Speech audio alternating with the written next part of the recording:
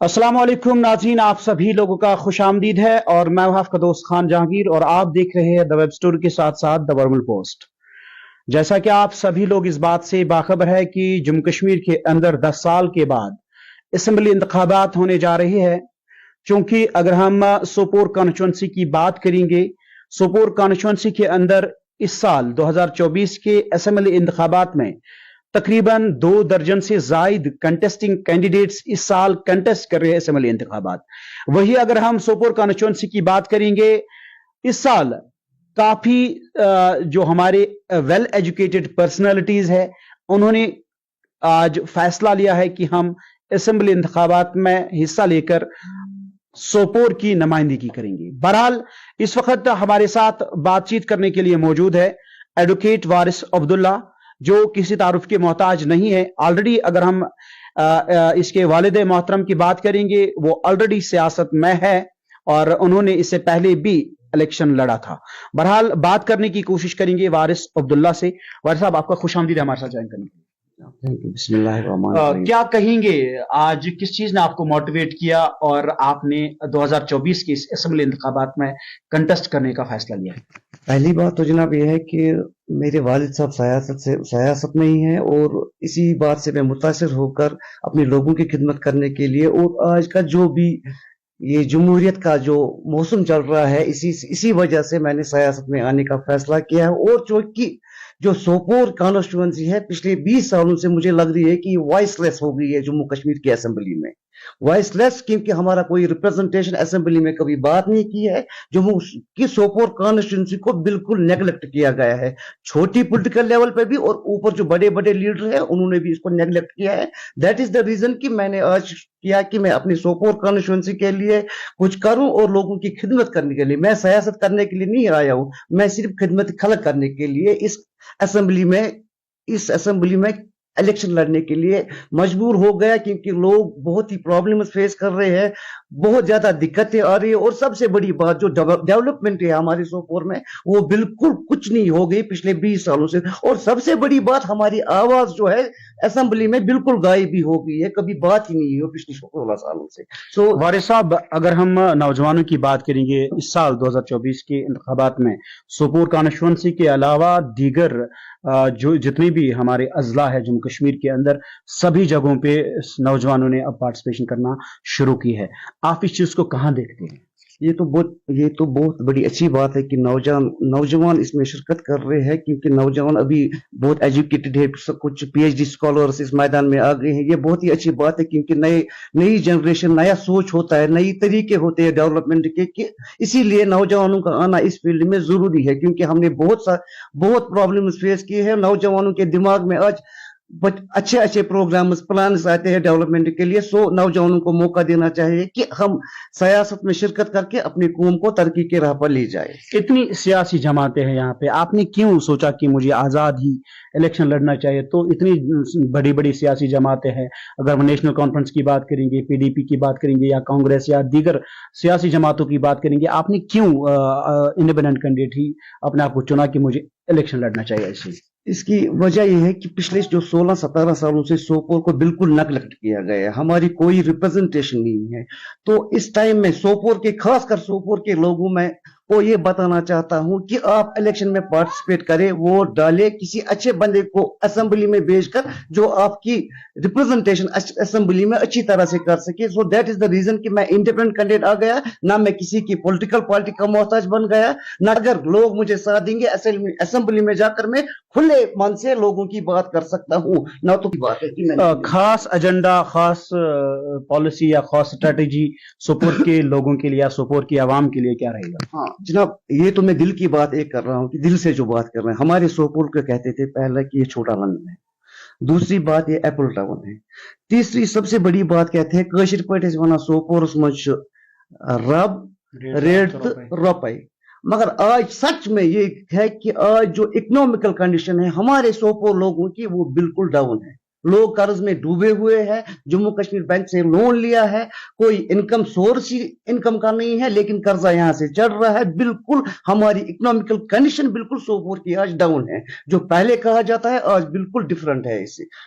आज इंसान 7 रुपये देना 7 रुपये खर्च आसान, क्योंकि हमारे इतने खर्चात बढ़ गए हैं, इतने खर्चात बढ़ गए हैं कि आज मैनेज करना मुश्किल हो जाता है।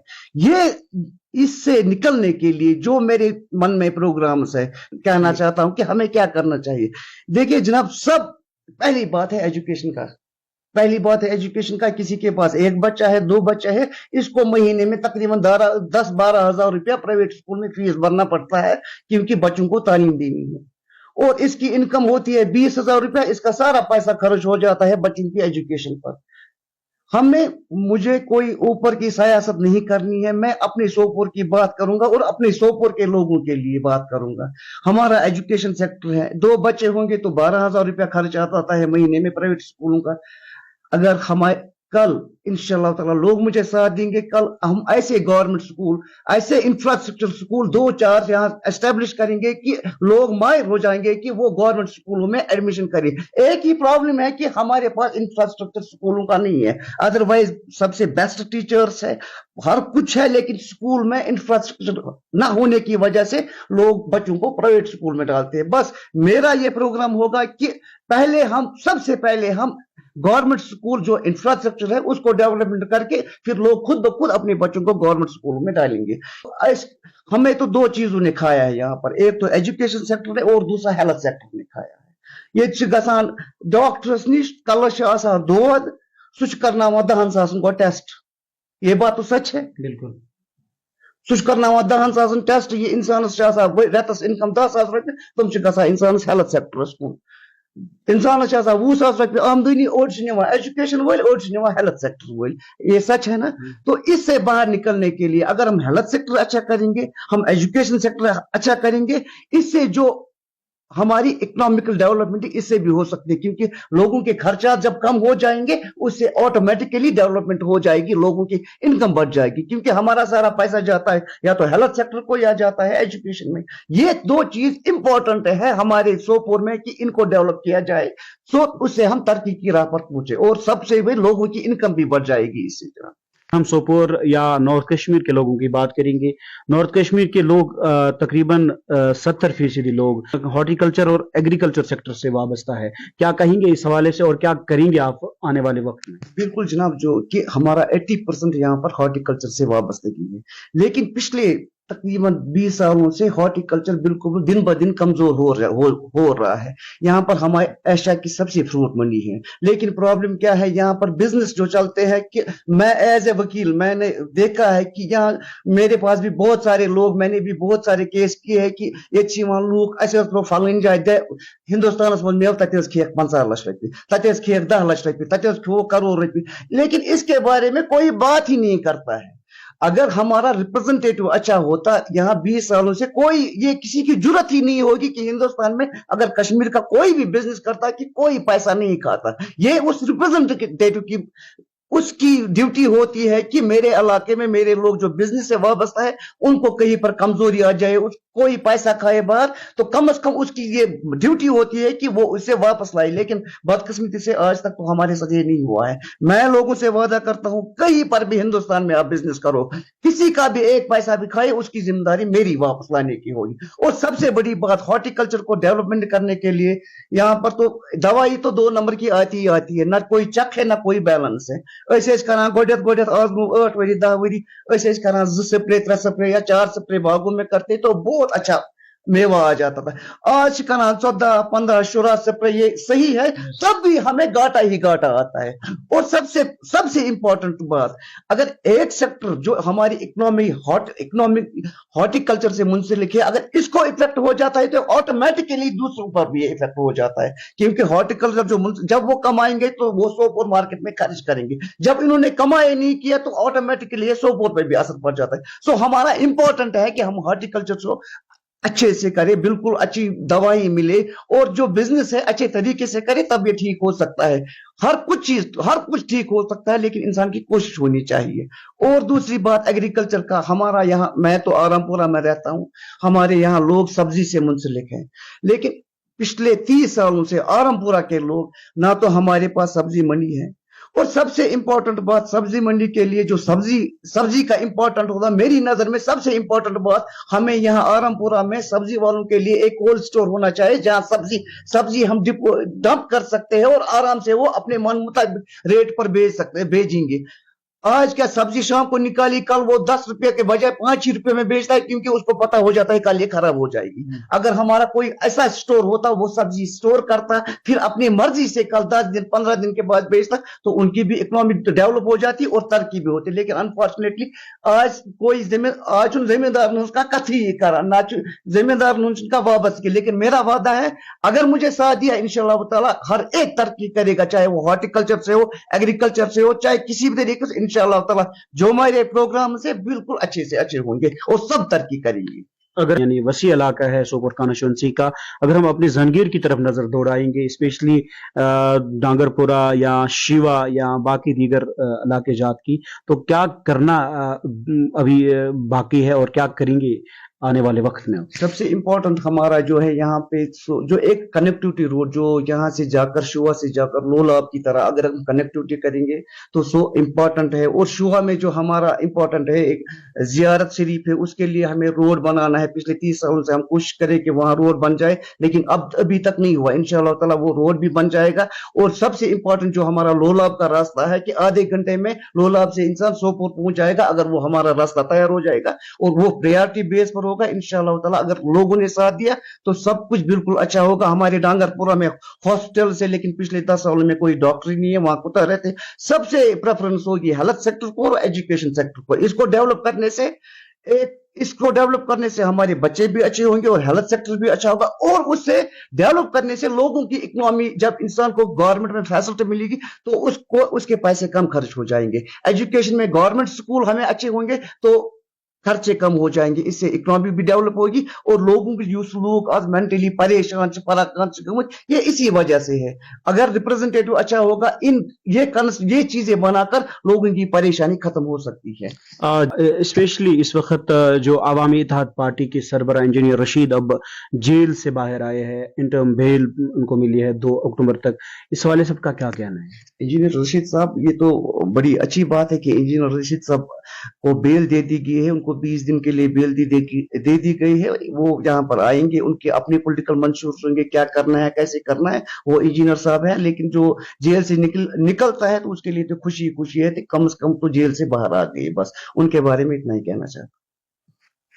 अगर हम जम्मू कश्मीर नेशनल कॉन्फ्रेंस और इंडियन नेशनल कांग्रेस जम्मू कश्मीर के अंदर अलायंस की है और उन्होंने मुख्तलिफ इलाकों के अंदर, अगर हम सोपोर कॉन्स्टिट्यूंसी की बात स्पेशली करेंगे, उन्होंने फ्रेंडली इलेक्शन के लिए यहाँ पे अनाउंसमेंट किया है। क्या कहेंगे इस हवाले से?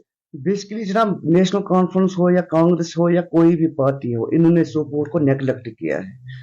एक बात है, हमारे जो नेशनल कॉन्फ्रेंस के वाइस प्रेसिडेंट उमर अब्दुल्ला साहब है, मैं बस एक बात उनसे कहना चाहता हूं, क्योंकि उन्होंने यहाँ पर पार्लियामेंट इलेक्शन हारा तो उन्होंने बोला कि नारद कश्मीर ने मुझे थप्पड़ मार लिया इलेक्शन।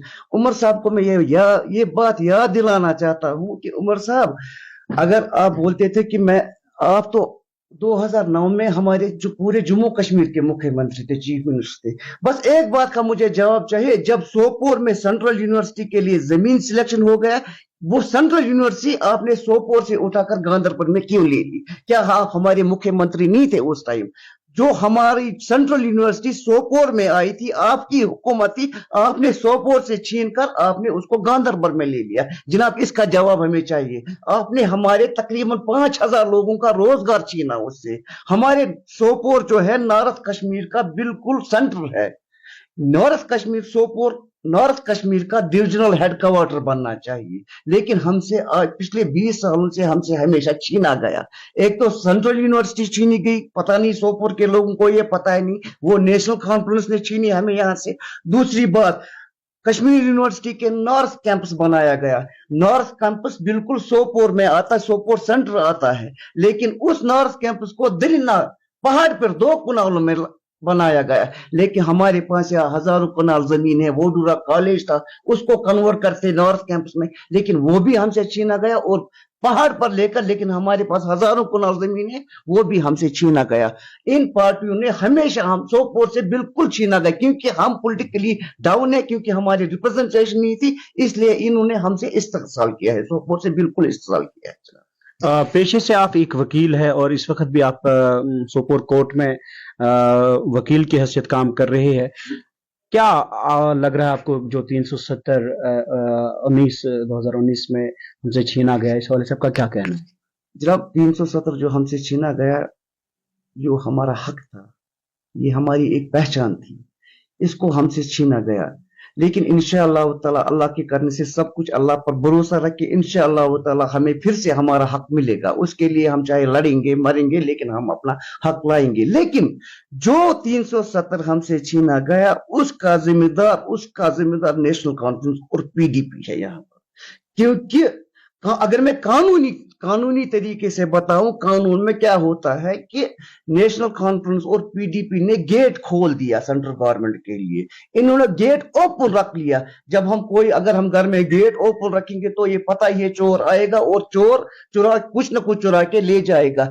नेशनल कॉन्फ्रेंस और पीडीपी ने गेट खोल दिया और सेंट्रल गवर्नमेंट ने हमसे 370 छीना। इसके सबसे बड़े जिम्मेदार ये दो पार्टीज हैं। अगर इन्होंने गेट ना खोला होता तो हमसे कोई नहीं छीन सकता था। अगर सेंट्रल गवर्नमेंट के पास 300 के बजाय 540 एमपीज भी होते तब भी वो नहीं छीना जा सकता कानूनी तरीके से। लेकिन गेट इन्होंने खोल दिया और उन्होंने आराम से छीन लिया। उसके जिम्मेदार नेशनल कॉन्फ्रेंस और पीडीपी बिल्कुल है। और सबसे ज्यादा पीडीपी महबूबा जी जिम्मेदार है कि हमारी पहचान पीडीपी ने, जो हमारा 370 पहचान थी कश्मीर की, एक इज्जत थी हमारी, वो हमसे छीनी गई। उसकी सबसे ज्यादा जिम्मेदार पीडीपी है। बस